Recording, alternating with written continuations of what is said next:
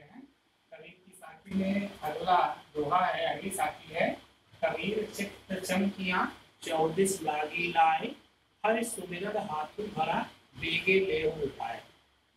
कबीरदास जी कहते हैं कि चित्त चमकियां मतलब मेरा मन चकाचौंध हो गया। चकाचौंध क्यों हो गया है? 24 लागी लाए, चारों दिशाओं में लगी हुई आग को देख करके। अब चारों दिशाओं में आग कैसे लगी हुई है? चारों दिशाओं में आग लगी है, लेकिन चारों दिशाओं में जो आग लगी है ऐसी आग नहीं है कि तमाम जो घर है, छप्पर है वो जल रहे हैं। आग जो लगी है वो दुख की आग है। कबीर चित्त चमकियां 24 लागी लाए। कबीरदास जी कहते हैं कि हे मनुष्यों, सांसारिक दुखों को देख करके, संसारिक दुख रूपी आग को देख करके मेरा मन चकाचौंध हो गया। चारों दिशाओं में जो दुख की आग लगी हुई है उसको देख करके मेरा मन चकाचौंध हो गया है। लेकिन मुझे इस दुख की आग का या इस आग का कोई डर नहीं है, क्योंकि मेरे हाथों में हरि सुमिरन हाथू भरा। मेरे हाथों में ईश्वर नाम स्मरण रूपी जल से भरा हुआ घड़ा है। हरि सुमिरन हाथू भरा बेगे ले हो जाए, मतलब ईश्वर नाम स्मरण रूपी जल से भरा हुआ घड़ा है, बेगे ले हो जाए, जिससे मैं अपने दुख की अग्नि को तुरंत बुझा लेता हूँ। मुझे दुख की आग जो लगी हुई है, कहीं आप अस्पताल में चले जाइए तो आप देखेंगे चार जैसे लगता है सभी लोग बीमार हो गए हैं। कहीं आप चले जाइए तो वहाँ आप देखेंगे बड़ी भीड़ है और सभी लोग अपने दुखी ही हैं। अभी आप ओझा के यहाँ चले, तमाम लोग आएंगे कि हमको ये परेशानी है। पंडित के यहाँ चले जाइए, तमाम लोग आएंगे हमको ये परेशानी। मतलब जहाँ आप जाइए वहीं आपको दिखाई पड़ेगा कि सभी लोग दुखी हैं। तो वही कबीरदास जी कह रहे हैं कि संसार में लगी हुई दुख की आग को देख करके मेरा मन चकाचौंध होगा, मैं आश्चर्यचकित हो गया। लेकिन मुझे इस दुख की अग्नि का कोई भय नहीं है, क्योंकि मेरे हाथों में ईश्वर नाम स्मरण रूपी जल से भरा हुआ घड़ा है, जिससे मैं अपनी इस अग्नि को शीघ्रता से बुझा लेता हूँ।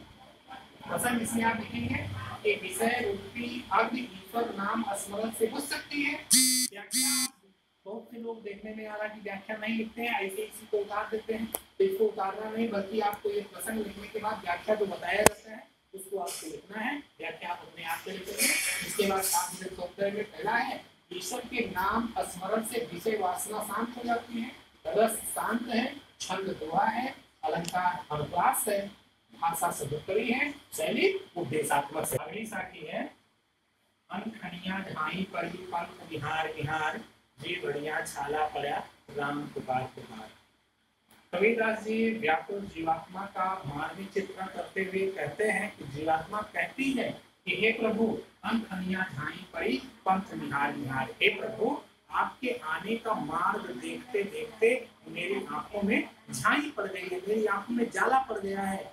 जी भैया छाला पड़ा राम पुकार पुकार, और आपका नाम जपते जपते मेरी जिह्वा में छाले पड़ गए हैं। अब आप मुझे दर्शन दे करके कृतार्थ कीजिए, क्योंकि अब आपका रास्ता देखते देखते मैं थक चुकी हूँ। मतलब अनखनिया ढाई कबीरदास जी कहते हैं कि व्याकुल जीवात्मा कहती है कि हे प्रभु, आपके आने का मार्ग देखते देखते मेरी आंखों में झाई पड़ गई है, और आपका नाम पुकारते पुकारते मेरी जिह्वा में छाला पड़ गया है। अब आप मुझको दर्शन दे करके कृतार्थ कीजिए। प्रसंग आप लिखेंगे, प्रस्तुत पद में जीवात्मा के दुख को बताया गया है। व्याख्या आप खुद लिखेंगे। काव्य सौंदर्य है, कवि के रहस्यवादी भावना दिखाई पड़ रही है, इसमें रहस्य है, बल्कि जीवात्मा परमात्मा का अंश है और वो परमात्मा से मिलने के लिए, परमात्मा में विलीन होने के लिए व्याकुल है। उसको कवि ने यथार्थ चित्रित किया है। रस शांत है, छंद दोहा है, अलंकार अनुप्रास और पुनरोक्त अलंकार है। पुनरोक्त आप देखिए यहाँ पुकार पुकार, अगर कि जैसे कोई शब्द दो बार आवे उसका अर्थ भिन्न भिन्न हो तो वहाँ पुनरोक्त नहीं होता है, वहाँ यमक अलंकार होता है। जैसे परसों को बिताए देव परसों, तरसों का पाए पिया परसों, यहाँ परसों दो बार आया तो एक का अर्थ है कि आने वाला तीसरा दिन, और दूसरा परसों का अर्थ है स्पर्श। लेकिन यहाँ पुकार पुकार का अर्थ दोनों का अर्थ एक ही है, पुकारना बुलाना। इसका अर्थ ये नहीं है कि एक का अर्थ हो गया बुलाना, एक का अर्थ हो गया सुनना, दोनों का अर्थ एक ही है। इसलिए यहाँ पूर्वोक्त अलंकार है और उसके बाद अनुप्रास अलंकार है। भाषा सर्वोपरि है तो शैली उपदेशात्मक शैली है।